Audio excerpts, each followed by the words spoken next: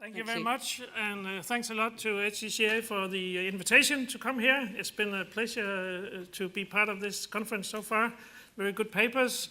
I'm going to tell a little bit about what we do in Denmark, and whether you can get inspiration or learn anything from it or not, I'll let that be up to you. I work as an IPM generalist and a specialist in weed management, and I made this presentation together with my colleague Gita, who is the plant pathologist and entomologist in our small group. The Danish Knowledge Center for Agriculture is sort of the coordinating center in the Danish Agriculture Advisory Service, and we support the approximately 30 local advisory centers on a daily basis. Our service is owned and run by the farmers, so the farmers are my bosses and they're also my ultimate customers, but on a daily basis I interact mostly with advisors like you. We really had a long history for having a pressure from the government and authorities regarding crop protection in Denmark. For almost 30 years we've had pesticide action plans, and we have developed over the years this motto, as little as possible, but as much as necessary. And that tends to be always a point of discussion when advisors and farmers meet out in the field during the season. So of course, if you want to get close to that target, it's important to have good tools. Often when you're seeing IPM described, you see this pyramid. And certainly there's a lot of tools available to the growers, but I have to admit also in Denmark there has been quite a bit of focus on the top end, on the chemical control in the past, but several things make it necessary for us to focus more on the lower parts of the pyramid. And many of these other tools have big potentials, but as you probably all know, it can be an advantage to really make them grow with the farmers. And that's what we're trying to do. But also at the same time, not to oversell tools, because it's not nice when both your customers and your owners get angry with you. The drivers for IPM in Denmark, I think it's the same as everywhere, but as it was just mentioned in the introduction, we are having far fewer active ingredients registered in Denmark than you do over here.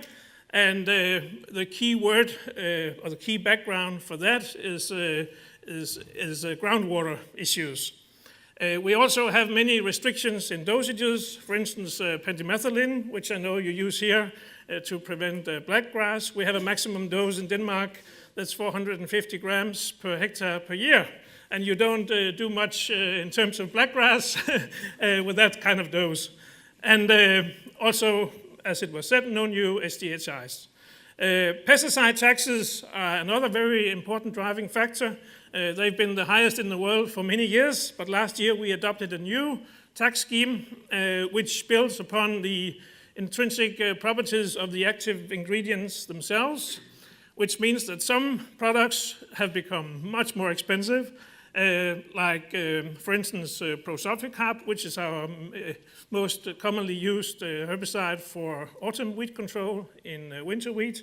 All the triazoles have become more expensive, and the pyrethroids, the cheapest pyrethroid has doubled in price due to this new tax regime.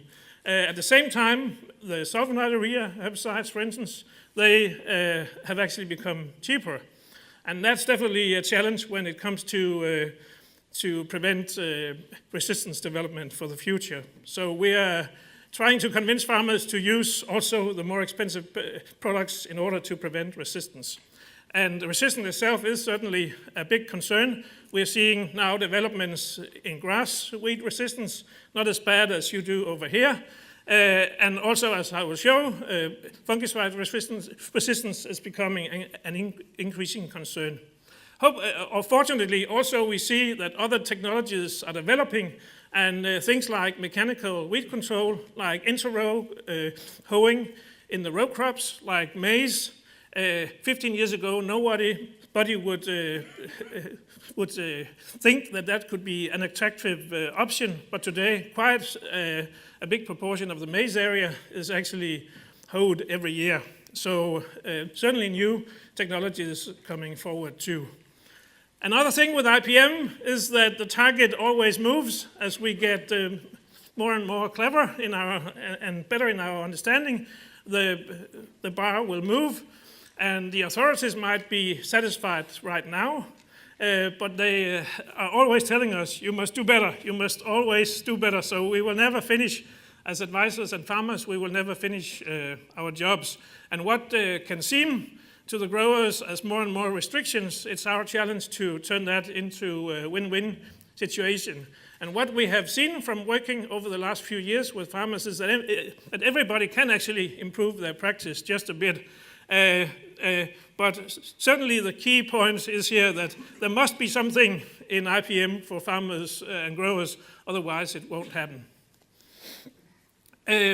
One important part of our work is to maintain our website.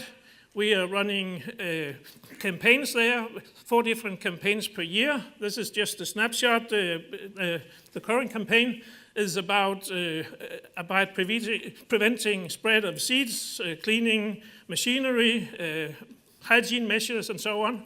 And in relation to that, we make inspiration sheets, we make quizzes, we make videos, all sorts of learning tools that the local advisors can use in their work with the farmers. We also have, as an important part of our work, 7 IPM demonstration farms. And over 6 years, from 2010 till the end of 2015, we spent approximately £1 million working with these 5 farmers. And the idea is that these farmers will be sort of role models for the rest of the farming community. They're all doing all sorts of things regarding IPM, but they have each chosen a theme that they're working on, and I've just listed the themes there. I think it's pretty exciting, much of what they do.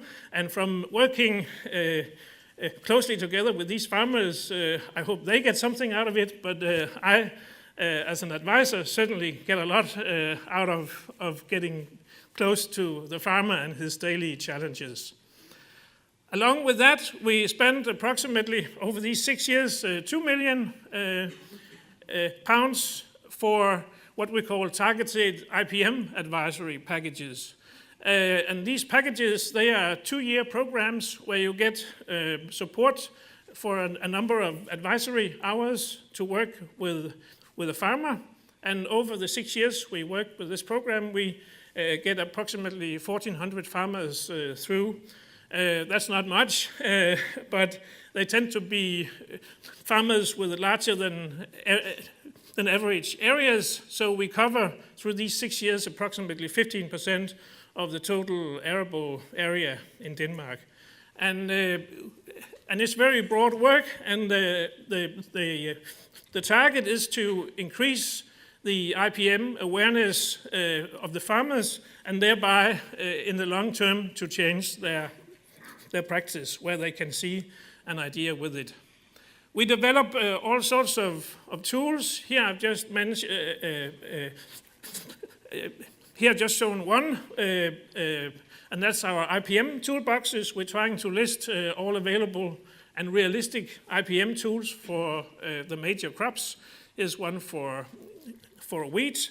We try to be very concrete, so we tell the farmer what can you do, and we also give very short explanations.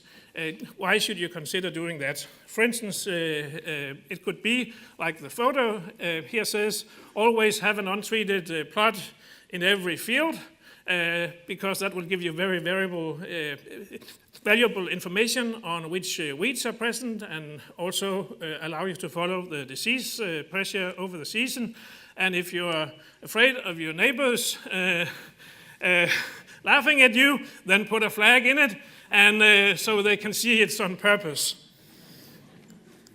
We're also trying to do a little bit more comprehensive guidelines, like these crop-specific IPM guidelines. They are mentioned in the framework directive, so that's a high focus of the Danish EPA. And again, we try to be concrete and not to oversell IPM in terms of what the farmers can actually do and get an advantage from it at the moment. So many ask us, how do you measure this? And this has also been a strong focus from the Danish Agri-Fish Agency, who actually is steering this project. And they asked us, you must do some assessment tool. And we also wanted the farmers to have some self-assessment tool. So really, from our point of view, we were after making a self-assessment tool so farmers could see how am I doing in terms of IPM. And we have made a point system. You can get up to 100 points for your IPM practice. And you see here the 8 IPM principles. I won't go through them in detail, but you can see we have given 40 points to these preventive measures because we found those the most important. And you can always discuss how many points we allocated to each principle, but we had to make a decision, and that's how it ended in Denmark. We have used this questionnaire at the beginning and the end of these advisory package. And here I have shown the distribution of IPM points for practice for 394 Danish farms. And yeah, certainly a nice, like a normal distribution. And you will see there are some few very, very good farmers who score high and who will probably have difficulties doing more than they do at the moment. We're also having some farmers who are not doing quite as well and who would actually benefit a bit from having these focused advisory packages.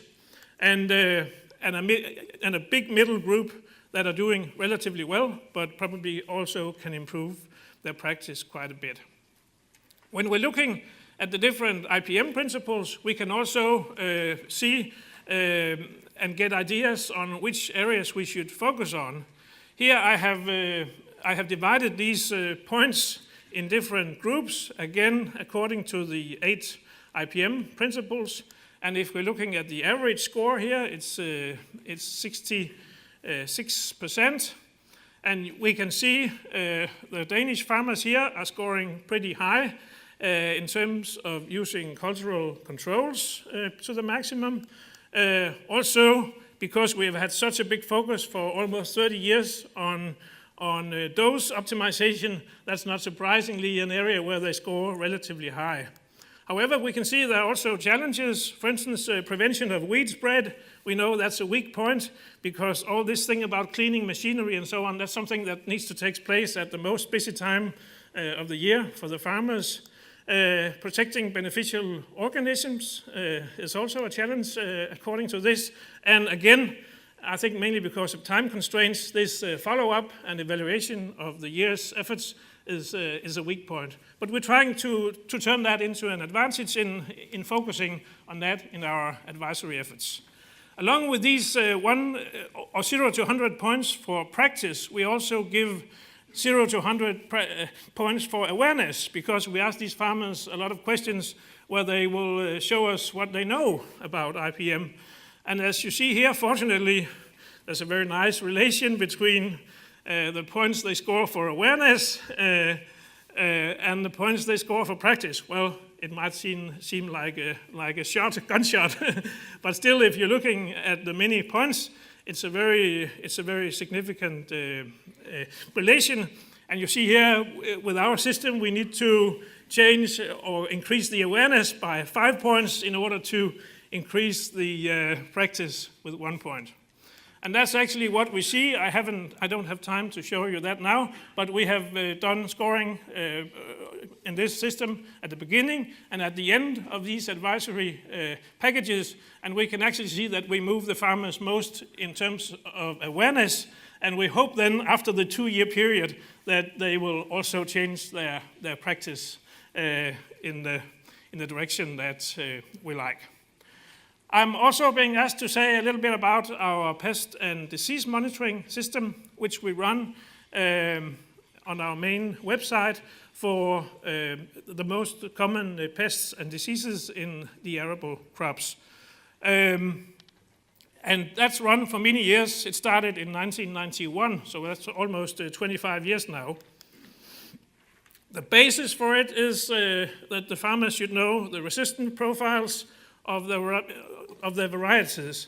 And here on this slide you can see the percent of the wheat area covered by these top varieties in Denmark, and these 9 varieties, they cover more than 90% of the Danish wheat area. And you can also see how they are classified in our quite simple system, 0 to 3 scale, in terms of rust susceptibility and Septoria susceptibility. And you can see at the far right the gross margins in trials in 2014 for disease control. And you can see most Danish varieties, they have modest response levels for disease control. And that's of course the result of many, many years focus on selecting varieties that are not so responsive. The highlighted variety I've shown, Substance, is a new high-yielding variety, but it has a weak point. It's very susceptible to yellow rust, and you can see that's probably more in the UK range of responsiveness to fungicide treatments. So when the farmer knows the resistant profile of his varieties, he has a good starting point for following the season. I just shown here the margins, the average margins in commonly grown varieties over the last 8 years. And you see 2014 was a really bad year with respect to diseases, primarily due to Septoria, and I'll come back to that in a minute. Here is that's sort of the way we present during the season the results of our monitoring network. We're having every week the advisors, they go and scout farmers' fields and also nurseries where there's a range of varieties, and every Tuesday my colleague does she updates the map and writes comments on what to do for the next week. And that's been working really well. Our farmers' magazines have been really good at showing these maps. And of course, many farmers go in directly and look at it during the week. And this graph is actually a few years old, but it still looks exactly the same. And that's actually one challenge we have now. Having run for so many years, these platforms tend to grow old, and we have many ideas how we could make a more modern one, but we need to find some money to do that. So, but we think we have a very well working system here. And we can actually look at, for instance, how bad was 2014 with respect to Septoria. Well, you can see the red dotted line here. It was really very bad in Denmark as compared to the previous years, and it's actually the worst year we've experienced for 8 years. And of course, the mild winter was part of the reason for these early and widespread attacks. Also, by looking into these maps, we can ask what are the differences between varieties and so on. I won't get into a lot of details with that, but it's a nice facility in the program that we can show these developments over time. 2014, just an example, it was quite a quiet year with respect to powdery mildew, and this graph just shows that. We're doing, at the same time, we're doing a lot of field trials every year to find out what is then the optimum strategy, exactly like you do. And this just summarizes the results of 4 trials from this year. The yield in untreated was about 8 tons, and you see the gross margins for different treatments. And this is the most one of the most commonly used products, Viverda, a three component mixture. You also see the lower bars. That's where we have subtracted the costs of chemicals and application. And like almost every year, it's these two timings with relatively low dosages that gives the best net margin for the farmers. The really important thing we find almost year after year is that it's about choosing the correct timing for getting the most out of these low dosages. One concern when we depend so much on the triazoles is that we have seen the same tendency for a decline in efficacy that happened years ago for tebuconazole, as shown to the right. But this year we have seen both for epoxyconazole and prothioconazole these declines that you also see here in the UK. And as we don't have SDHI or multicide fungicides to mix with it, it's a really big concern for us how we can cope with that for the future. I won't say we have the final solution for it, but certainly focusing on varieties with high resistance level, perhaps also variety mixtures could be one way to move ahead for the future. But we will have to look further into that also in Denmark. We also monitor pests, and here's just an example for the orange wheat blossom midge. That's a pest that often triggers an extra spraying, so that's actually a pest there's quite a bit of interest in monitoring closely in order to spray only as needed. We also monitor